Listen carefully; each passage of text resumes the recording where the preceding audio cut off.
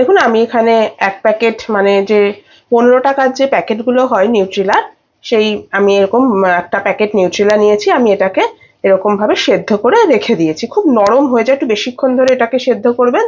এবার এটাকে আমি মিক্সিতে একটুখানি পেস্ট করে নিয়ে আসছি, মানে কিমা টাইপের করে নিয়ে এসে আপনাদেরকে দেখাচ্ছি। দেখুন সয়াবিনটাকে আমি কিমা করে নিয়ে এসেছি। এবার এখানে কিছু জিনিস আমি অ্যাড করছি। প্রথমেই দিচ্ছি একটা ছোট সাইজের পেঁয়াজ কুচি, ছোট ছোট একদম কুচি করে নিয়েছি আমি। দিয়ে দিচ্ছি সামান্য একটু পরিমাণ ধনেপাতা কুচি, একটুখানি পরিমাণ দিচ্ছি আদা কুচি, দিচ্ছি রসুনের পাউডার হাফ টিস্পুন। আপনাদের কাছে যদি রসুনের পাউডার না থাকে সেক্ষেত্রে আপনারা রসুন কুচিও কিন্তু ইউজ করতে পারেন। হাফ টিস্পুন মতো দিয়ে দিচ্ছি চিলি ফ্লেক্স, কাঁচা লঙ্কার পরিবর্তে আমি চিলি ফ্লেক্সটা দিলাম। স্বাদ মতো দিয়ে দিচ্ছি নুন। একটা পাউরুটিকে আমি একটু জলে ভিজিয়ে রেখেছিলাম, সেটাকে একটুখানি ম্যাশ করে আমি দিয়ে দিচ্ছি, এটা বাইন্ডিং এর কাজ করবে। এখানে আপনারা আলু সেদ্ধও দিতে পারেন। এবার এটাকে হাতের সাহায্যে আমি ভালো করে মেখে নেব।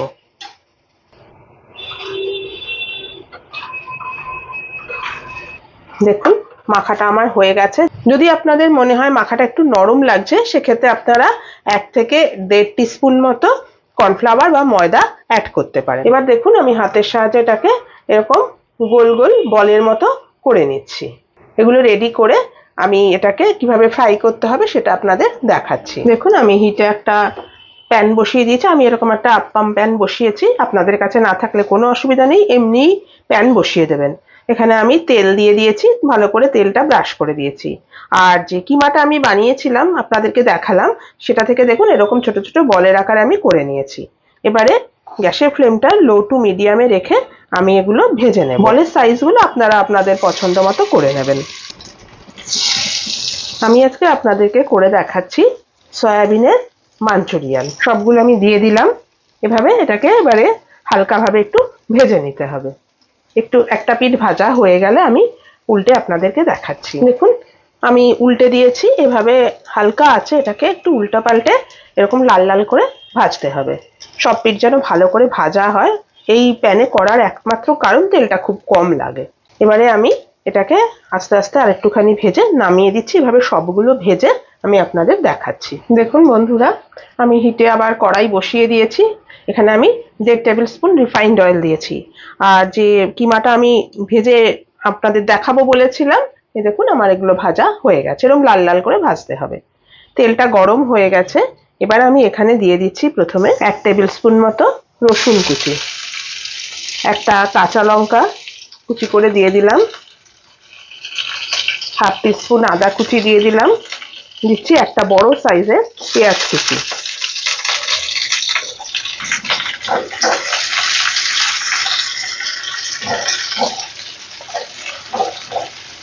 বেশ কিছুটা পরিমাণ ক্যাপসিকাম দিলাম, ইয়েলো বেল পেপার, আর দিচ্ছি একটা ছোট টমেটো কুচি।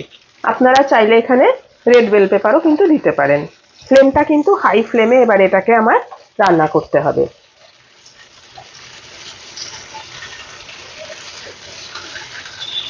এটা যেন একদম সেদ্ধ হয়ে নরম না হয়ে যায় সেদিকে খেয়াল রাখতে হবে। আর এটা করতে করতেই আপনাদের আমি দেখিয়ে দিই, এখানে আমি একটা সস নিয়েছি যার মধ্যে রয়েছে 2 teaspoon tomato sauce, 1 teaspoon chilli sauce আর 1 টিস্পুন সয়া সস। এটাকে ভালো করে আমি মিশিয়ে নিচ্ছি। এই কিমা বলগুলো ভাজতেই যতক্ষণ সময় লাগে, তারপরে কিন্তু রান্নাটা খুব তাড়াতাড়ি হয়ে যায়। খুব সামান্য একটু পরিমাণ নুন দিলাম, যেহেতু সয়া সসে নুন থাকে সেজন্য নুনটা একটু বুঝে আপনারা দেবেন। এই রান্নাটা করে কিন্তু আপনারা রুটি পরোটার সাথে যেরকম খেতে পারবেন, ফ্রাইড রাইস পোলাওয়ের সাথেও কিন্তু খেতে পারবেন। মিনিট 5 সময় ধরে দেখুন আমি একটু ভেজে নিলাম। এবারে আমি এখানে অ্যাড করে দিচ্ছি সসটা, ভালো করে এবার আমি মিশিয়ে দিচ্ছি। দেখুন এর ক্রাঞ্চিনেসটা কিন্তু রয়েছে। এবারে আমি কিমা বলগুলো এখানে অ্যাড করে দিচ্ছি,